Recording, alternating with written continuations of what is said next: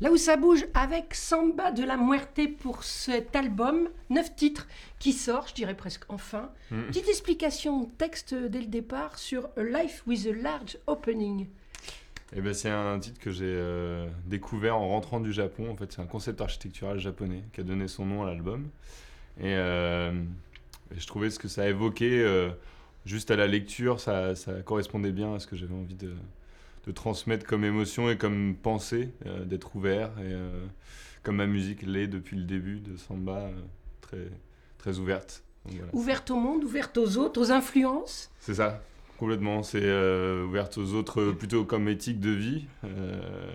Et puis, plusieurs. Effectivement, il y a beaucoup d'influences dans ma musique qui se condensent aujourd'hui dans ce nouvel album. Et aux autres et au monde, parce que oui, je voyage et ça me nourrit aussi dans mon écriture.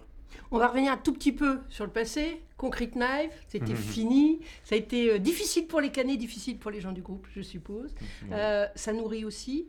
Est-ce qu'il reste des choses? Est-ce que vous avez l'impression qu'il reste des choses dans cet album que vous faites aujourd'hui, de votre vécu? Bien sûr, Qui était le ouais. premier vécu pour vous aussi, de scène, de choses pro, quoi. Ouais, c'est mon histoire, c'est ce qui m'a appris. J'ai appris la musique, j'ai appris à tourner, j'ai appris à vivre avec un groupe.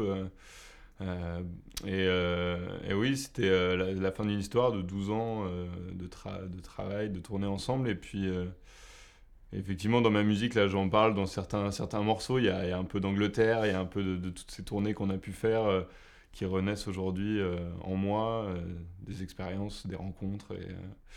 Et oui, ce groupe aura été un fondateur pour moi. Et en même temps, quand on prend vraiment la main sur un album complet, on sent la liberté, la page blanche. C'est effrayant. Vous l'avez vécu comment, la naissance et toute la partie créative de cet album? Pas forcément effrayante. Enfin, c'est le deuxième déjà, donc le premier album Colors, j'avais déjà vécu un peu cette première fois. J'essaie de le prendre avec un peu de détachement sans trop me mettre de pression. Et voilà, c'est sortir de la musique, c'est ça qui me fait vibrer. Je vais essayer de juste en profiter le plus possible. Et dans la composition, je compose un peu tout le temps, donc j'ai assemblé ces 9 morceaux-là sur 2 ans. Tout en sachant qu'il y aurait un album à la fin, mais ça aurait pu aussi très, très bien être un EP. Et là, en fait, c'est cette pièce-là que j'ai montée. 9 titres, pardon. 9 titres, c'est ouais. quand même...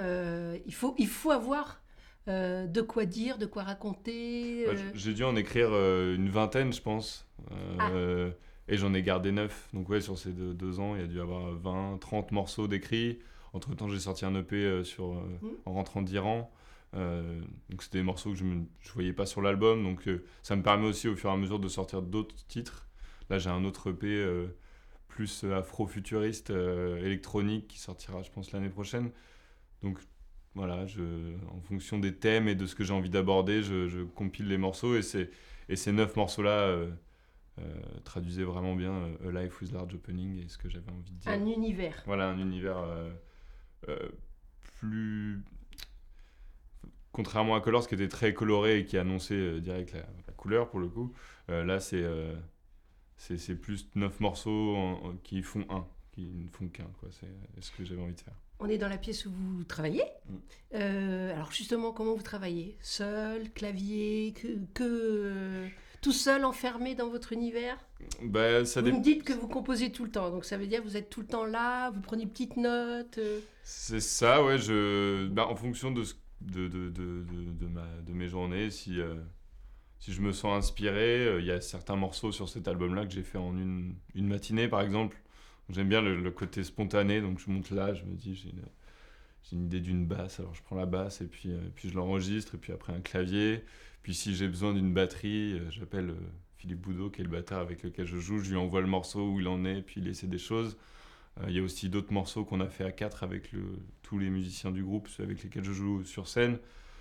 Ouais, il y a un morceau qui s'appelle Parc, qui est le 3e de l'album, que j'ai écrit dans le parc, qui est...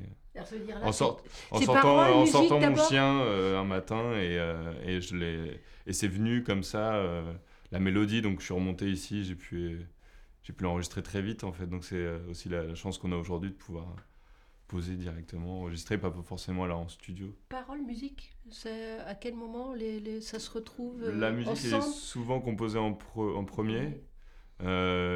Après, avec le Wurlitzer que j'ai là, que j'ai eu, qui a vraiment été la fondation de cet album au niveau du son et de la manière d'écrire, j'ai pu plus aborder le chant plus vite, ce que je faisais pas forcément avant, donc plus au piano-voix, et après mettre toute la musique derrière. Un très bel objet aussi, un 33 magnifique.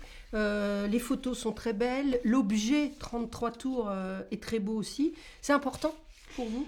Ouais, j'avais envie de faire un bel objet, puis je travaille avec Sarah Guillain d'Encore Bravo pour tout le graphisme, et Sylvain Larossa qui a fait toutes les photos et les clips, et c'était une volonté aussi d'avoir un bel objet pour les gens, parce que c'est important, et moi j'ai toujours bien aimé ça, donc 1,33 ou achat sur internet. C'est Merci de nous avoir Merci reçus. beaucoup. Samba de la Muerte, dernier album A Life with a Large Opening. Je crois que c'est à partir du 27. Et puis on vous retrouve aussi très vite sur scène en Normandie. Ouais, Le 9 pour les novembre. rendez-vous Non. Sonic le 9 novembre, et le 23 à la MDE à Caen, et puis une tournée en 2020. Eh ben, Là. bonne chance. Merci. Merci. Merci beaucoup.